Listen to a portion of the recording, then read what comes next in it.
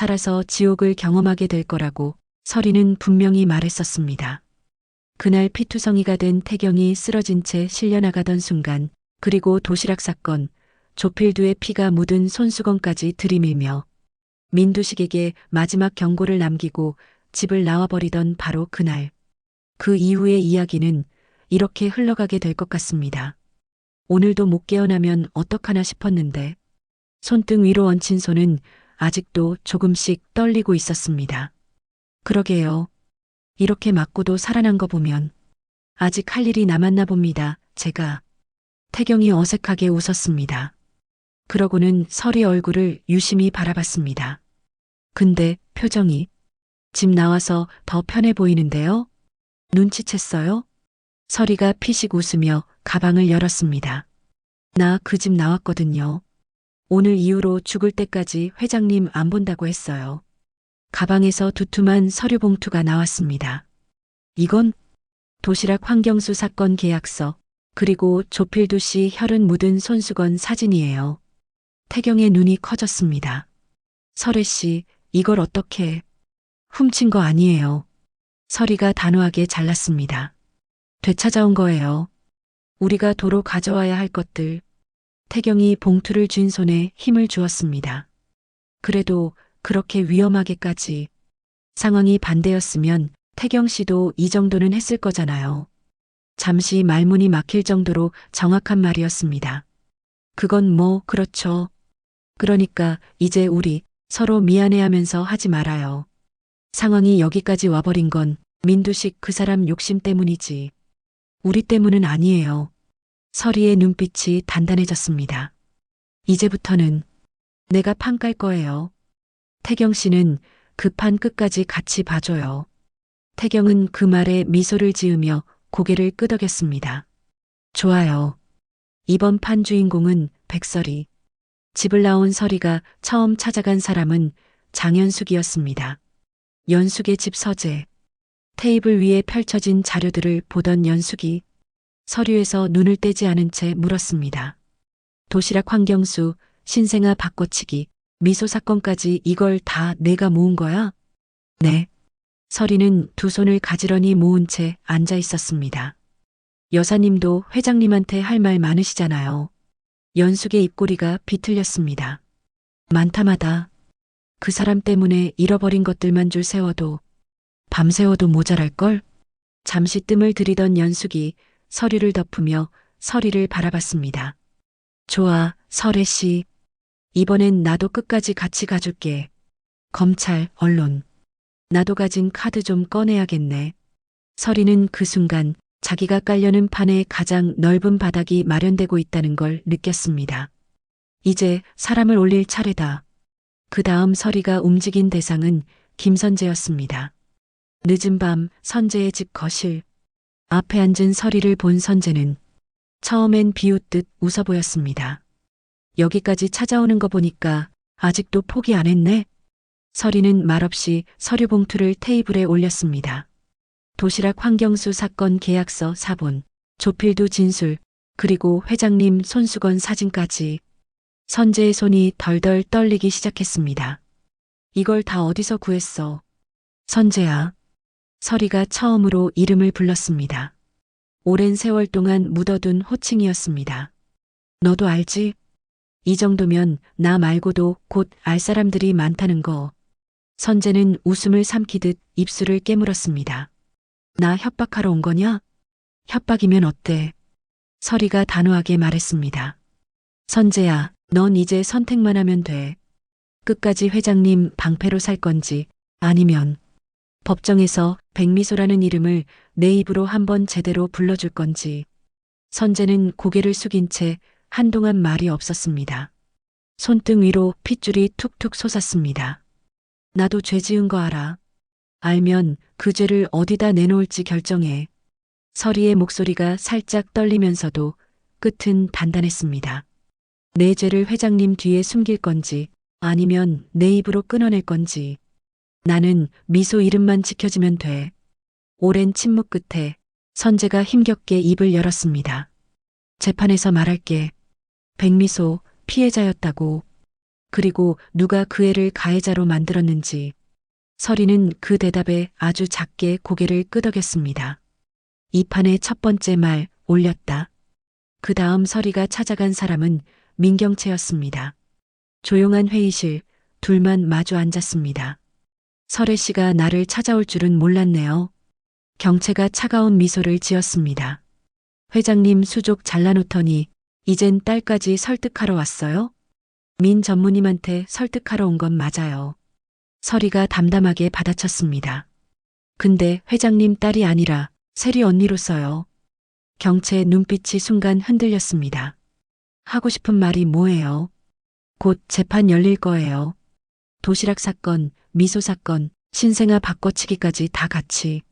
설이가 숨을 들이쉬었다가 내쉬었습니다. 그 자리에서 세리가 증인으로 서기 같이 도와주세요. 나보고 아버지 배신하라는 거예요? 경채 목소리가 단단해졌습니다. 나도 회장님이 어떤 사람인지 알아요. 그래도 아버지예요. 알아요. 설이가 고개를 끄덕였습니다. 그래서 전무님한테 버리라는 말은 못하겠어요. 다만 세리 인생만큼은 아버지보다 먼저 봐달라는 거예요. 경채의 손이 가늘게 떨렸습니다. 세리는 전무님 사랑받고 자랐어요. 근데 그 아이가 평생 아무것도 못 본 사람으로 살면 그게 진짜 전무님이 원하는 인생일까요? 긴 침묵 끝에 경채가 한숨을 내쉬었습니다. 세리가 입 다물고 살면 겉으로는 조용하겠죠. 근데 그 아이 속은 평생 뒤틀려 있을 거예요. 경채는 스스로 한 말을 인정하듯 고개를 끄덕였습니다. 알겠어요. 같이 설득해 볼게요. 도망치지 않게. 그 말에 설이는 판 위에 두 번째 말이 올라가는 소리를 듣는 것 같았습니다. 며칠 뒤 카페 구석자리. 이번에는 셋이 함께 앉았습니다. 세리야. 경채가 먼저 입을 열었습니다. 엄마랑 잠깐 진지한 얘기해도 돼? 뭔데 언니? 세리가 두 사람 얼굴을 번갈아 보았습니다. 너 아르바이트 하면서 괜히 기분 탓에 억울하게 사람 만들지 말자고. 엄마가 그랬잖아. 설이가 조심스럽게 웃었습니다. 응. 괜히 반말 찍찍하고 갑질하는 손님들 얘기하면서 지금 엄마랑 언니가 하려는 부탁이 딱 그 반대야. 경채가 이어받았습니다. 내가 봤던 것, 들었던 것 그냥 그대로 말해줬으면 좋겠어. 누구 편 들지 말고 그냥 내 기억 얘기. 세리는 젓가락을 쥔 손을 꽉 쥐었습니다. 법정에서요? 응. 설이가 천천히 고개를 끄덕였습니다. 아빠 입장에선 배신으로 보일 수도 있어. 언니도 그거 알고 있고. 경채가 세리 눈을 똑바로 바라봤습니다. 그래도 내가 평생 나는 알고 있었는데 입 다물었다고. 스스로를 미워하면서 사는 건 언니가 못 보겠어. 세리의 눈동자가 흔들렸습니다. 엄마도 언니도 다 자기 자리에서 책임지고 있는데 나만 모른 척 도망치는 건 더 비겁한 것 같다는 생각이 들어. 세리는 고개를 숙인 채 잠시 아무 말도 하지 못했습니다. 무서울 거 알아. 설이가 세리 손을 가볍게 감쌌습니다. 그래도 엄마는 내가 내 편을 먼저 들어주는 아이였으면 좋겠어. 긴 숨을 한번 내쉰 뒤 세리가 아주 천천히 고개를 끄덕였습니다. 볼 수 있으면 볼게요. 그날 병원에서 내가 본 거, 들은 거 고마워. 설이와 경채의 눈이 동시에 젖었습니다. 이제 마지막 판으로 들어가는구나. 설이는 그 순간 두 번째와 세 번째 말을 한 번에 판 위에 올린 기분이었습니다.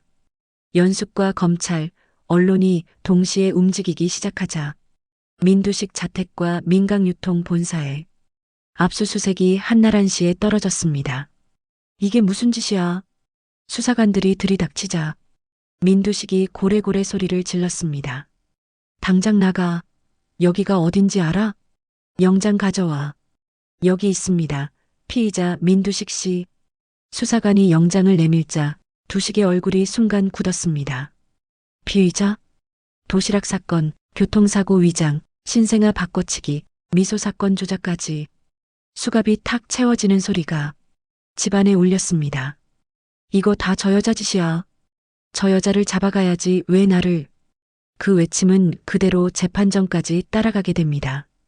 재판 당일 법정.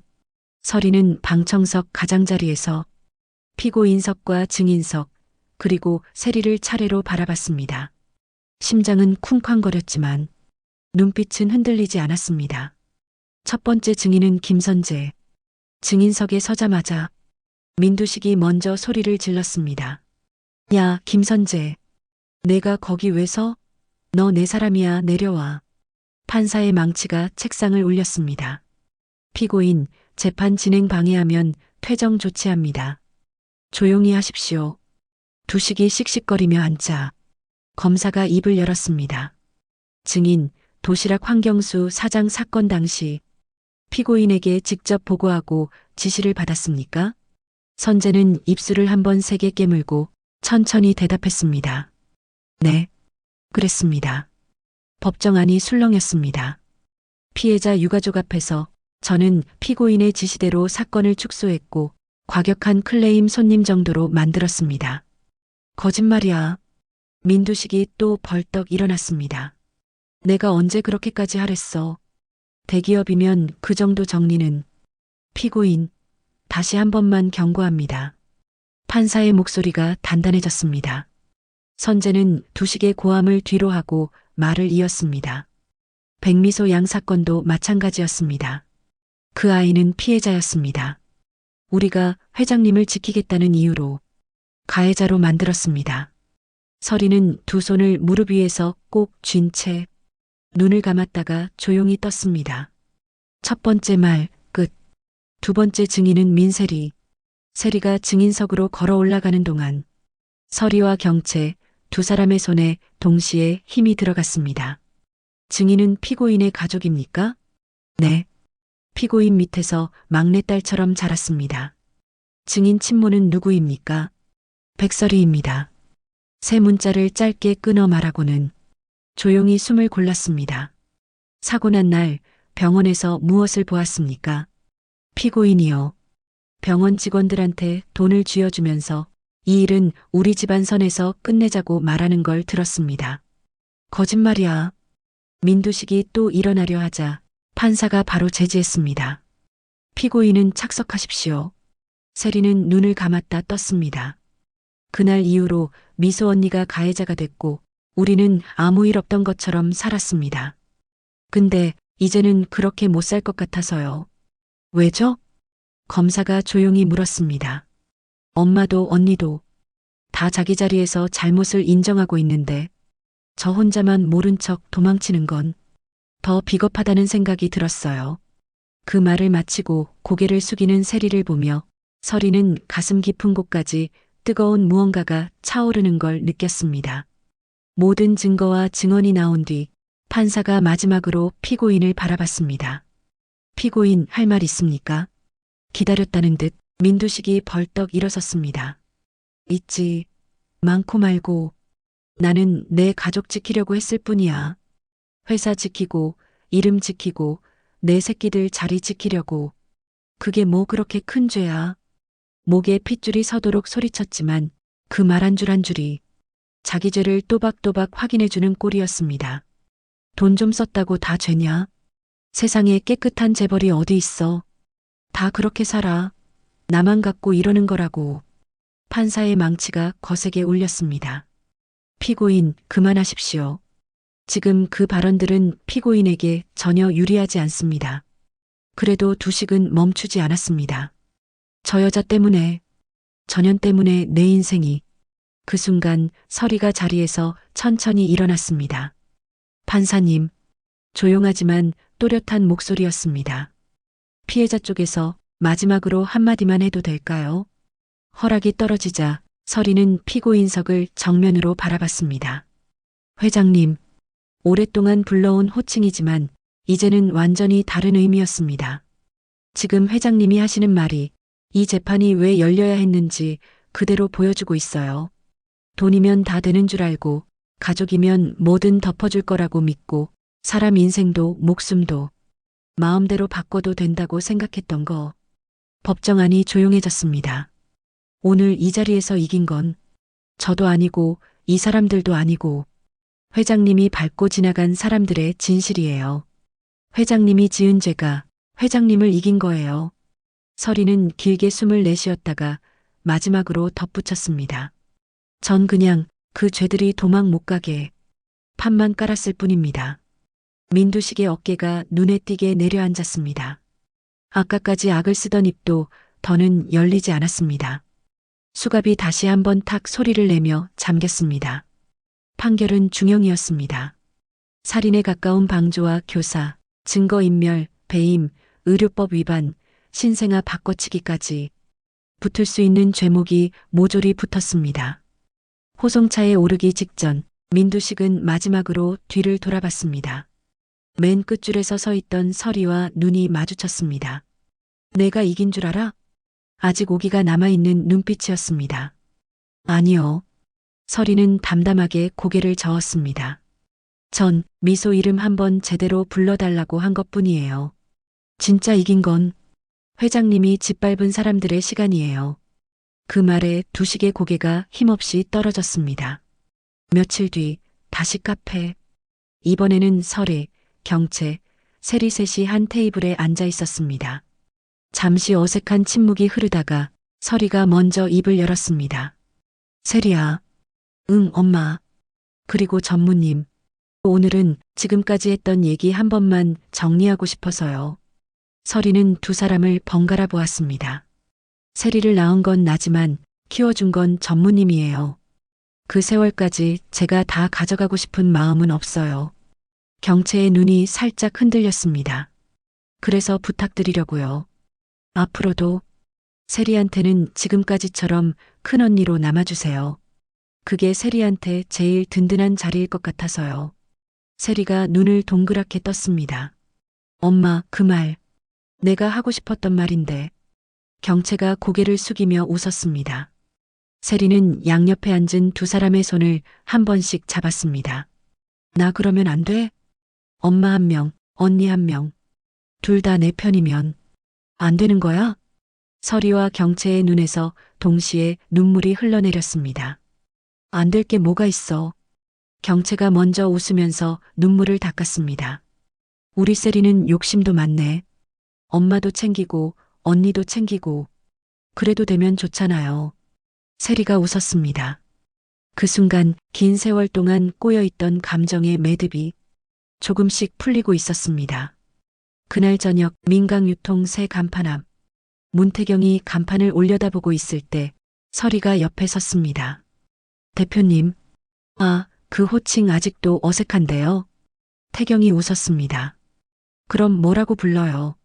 그냥 태경 씨요. 우리가 처음 알던 그때처럼.